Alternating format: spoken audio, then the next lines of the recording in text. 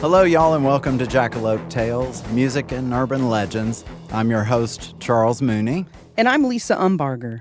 And also with us today is our production crew, Jenny, Jeannie, and on the board, Sam, the meow mixologist. Sam. Hey. So, how's everything going? I'm hot. I know.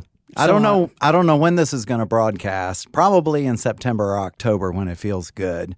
But right now in Texas, it sucks. So much. 106 maybe outside. Oh my God, we're so old. We're talking about the weather. I know. By the way, what health care plan do you have? Talking about the heat, I was just kind of thinking because you all, when I left the Toadies, y'all started doing the big tours. Are there any shows that you did where it was like hot as balls? Oh, man.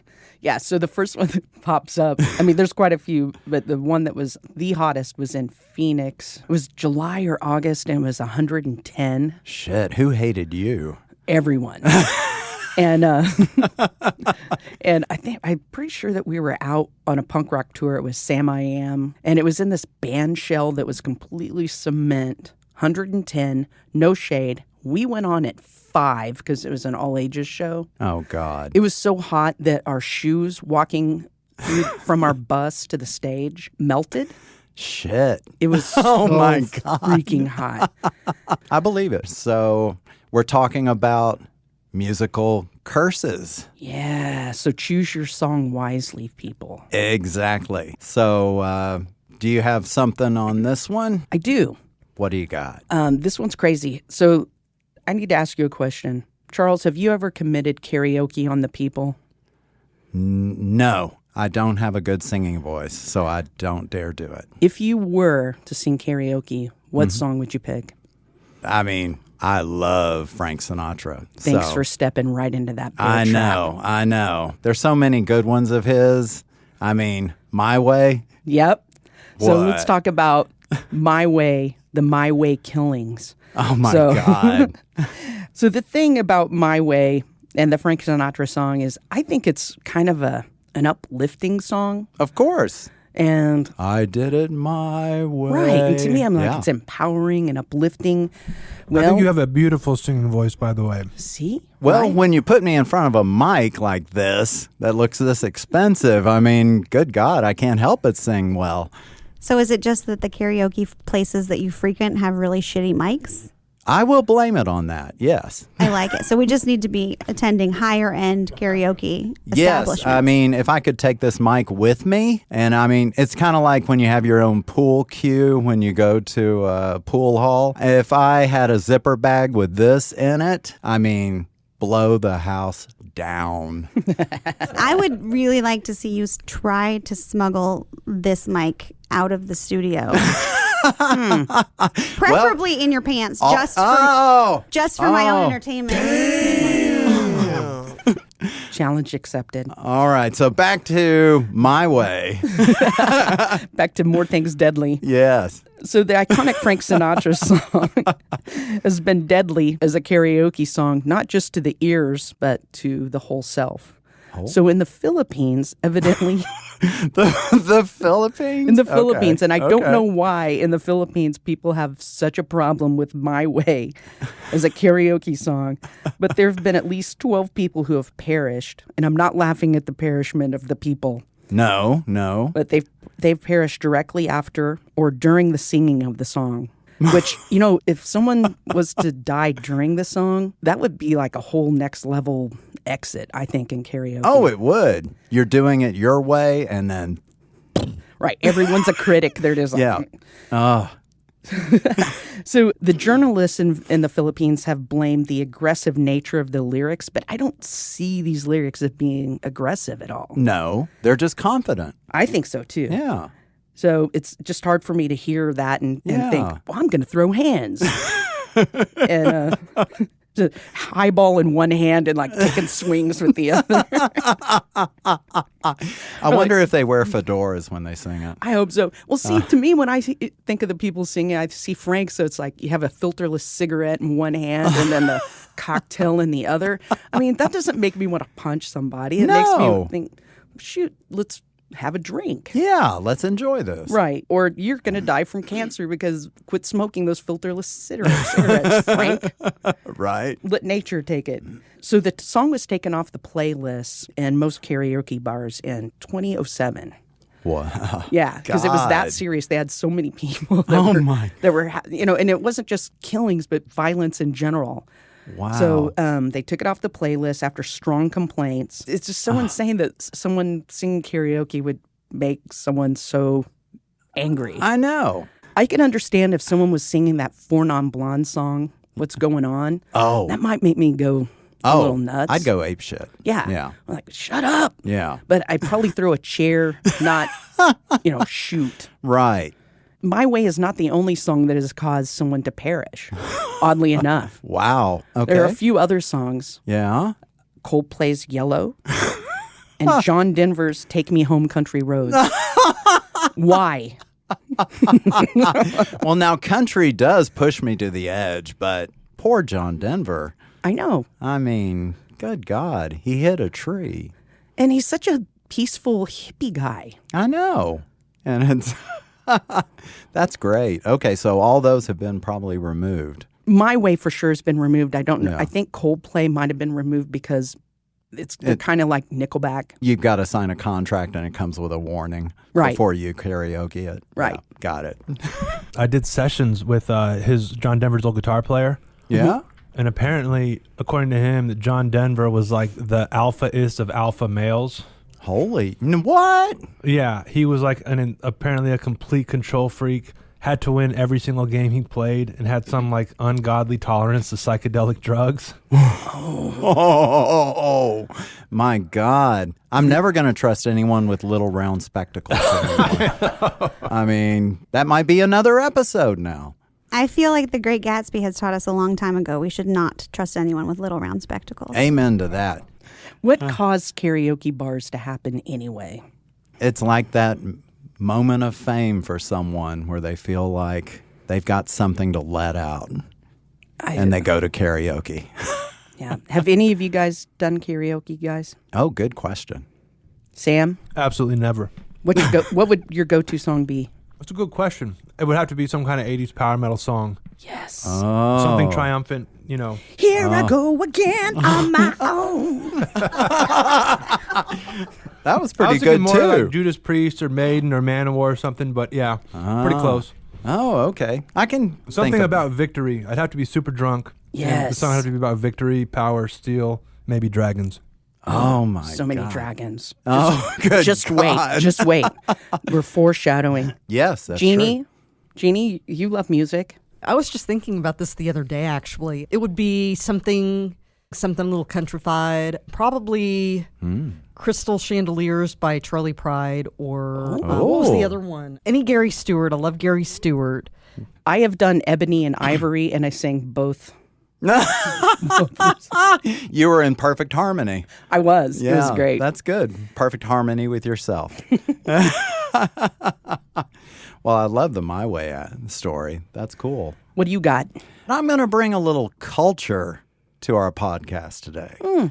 Yeah, I know. I'm going to talk about classical music.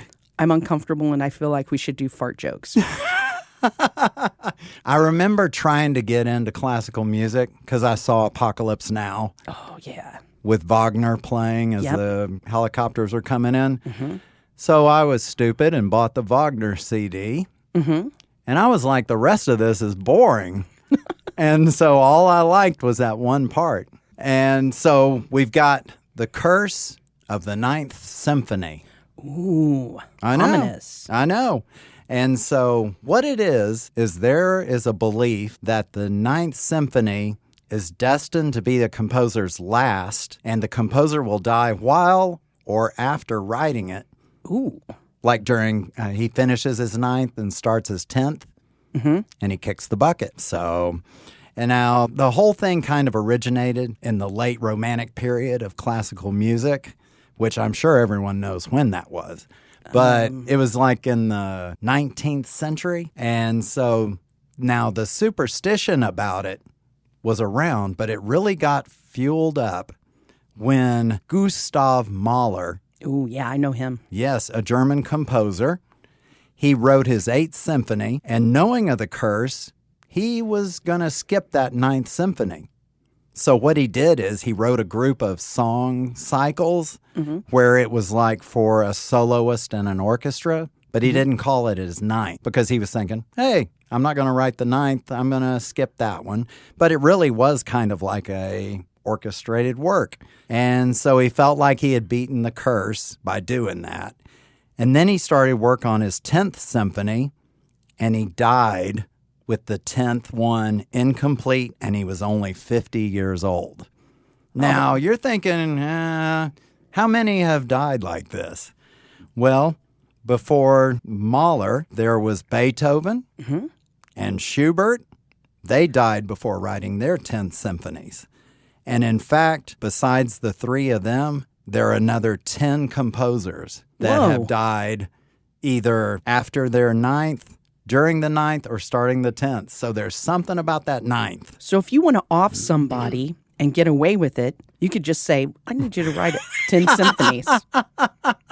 Exactly. And I mean, hey, your hands aren't on it. Right. I didn't do it. Yeah, exactly. It's the curse. Now, actually, this curse even kind of continues today. So, have you ever heard of the artist Philip Glass? I love Philip Glass, actually. Yeah. You know what I always think of when I think of Philip Glass is Koyaanisqatsi. Love that. See? He, with his compositions, was afraid to do a 9th symphony of his work. I can't say that I blame him. I know. He wanted to stick around. So it is still a jinx that people talk about and think about. And so Glass, when he went to the extreme, he wrote his 10th symphony and finished it and did all that. And then he went back and wrote his 9th. So he did it backwards, and he still lives to this day. He tricked the curse. He did. He did. So, so he's been able to live through it. But all those other 13...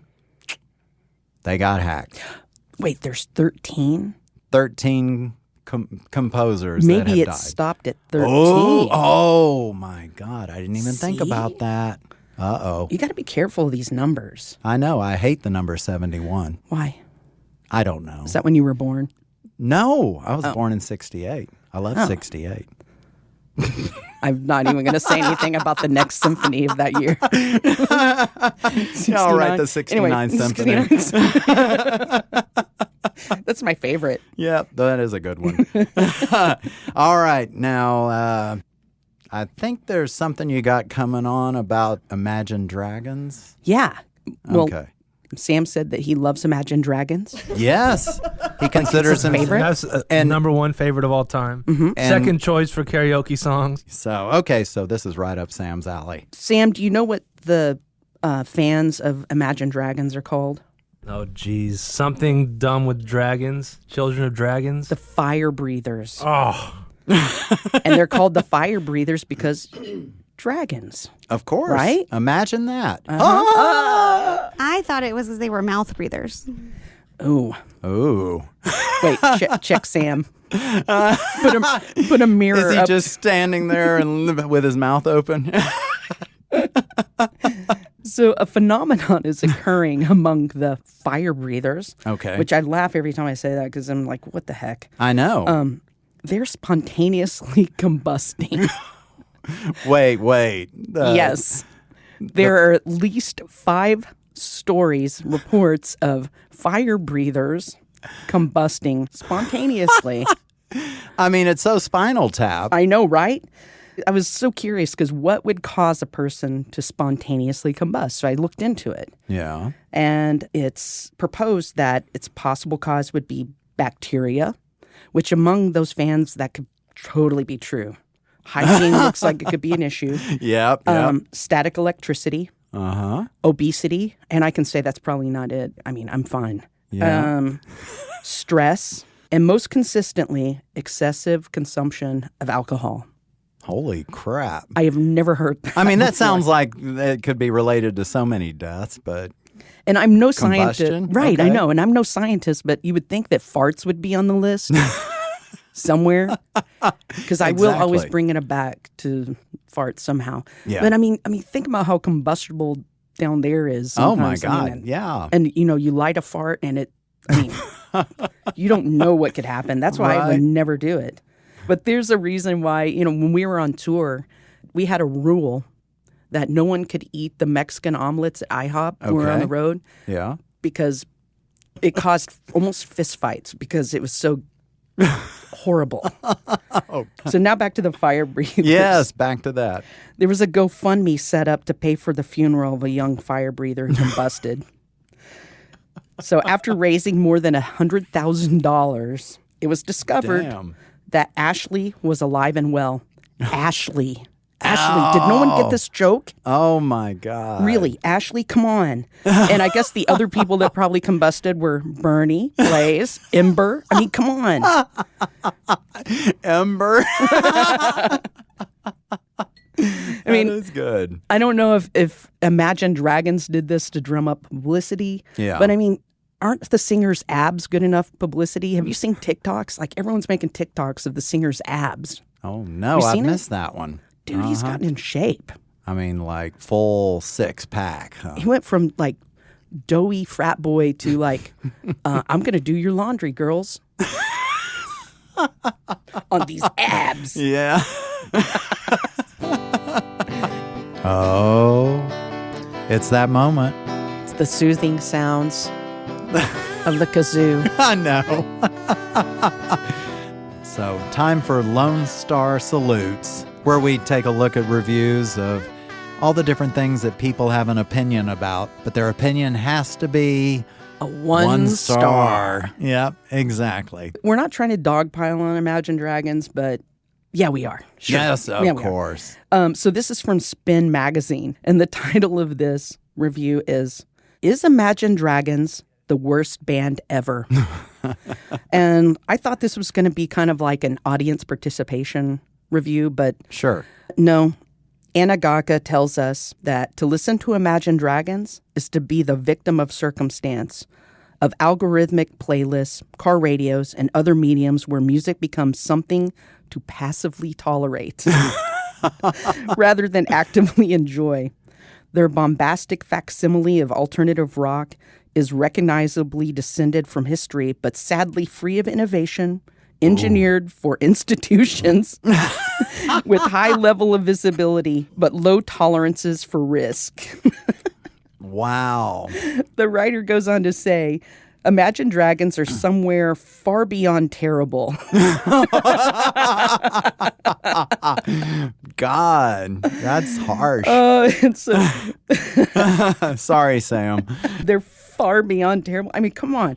And she says, since the 2012 breakthrough Radioactive, dynamics have been their blunt force instrument of choice. Oh my God. Each new single crashing through the hyper-reality of pop radio to pound another bland hook into a powerless public. Oh my God. The alliteration in that sentence is beautiful. And That- she used a college degree to write that because it had some great. Oh yeah, that's no AI No. generated No. review. Good God. She hates them. I know there's no gray area. No. You talk about black and white. And Good Spin God. is usually pretty nice to artists. Yeah, but boy, there's some hatred for Right. Imagine Dragons. Yep. Good God. That is heated. What do you have? Well, I found something on a CD called Whole Tones, not HOLE, WHOLE Tones. It's the Healing Frequency Music Project. Ooh. And if it isn't enough work to listen to a CD, it comes with a book. Ooh. So it's kind of like, I don't want to have a book to follow a CD. But in this one, Amos posted a 1-star review about it. And supposedly, like when you have this book, it's talking about how the frequencies of the music are supposed to be healing and all this stuff. And it kind of gives you insight into how it can help you. Well, Amos has a different idea about this. He doesn't like healing. Well, he was trying to be healed, but he says in this review, I started reading the book Healing Frequencies for the Biological Apocalypse that this author talks about, and where he gets where this writer gets his special frequencies. That is until I get to the part about the miraculous, quote unquote, circumstances where he meets the guy who channels Jesus. For real Christians, that should be a warning to you. I suspect that Satan can make special circumstances happen to make it look like it's from God. I don't think God works through New Agers. I don't plan to risk blaspheming the Holy Spirit to say something's from Satan in case it is. But now I question whether this 528 hertz and other frequencies are really from God. Oh. And then he goes on to say, I doubt it. He doubts it comes from God. He's thinking it's from down below. I think the scam is to get people into an altered state of mind so they can be possessed. I'm in. Search for this yourself. They are supposed to come from Catholic Gregorian chant. Who knows if that's true, though? Red flag for me. So he thinks Satan's talking through the healing book.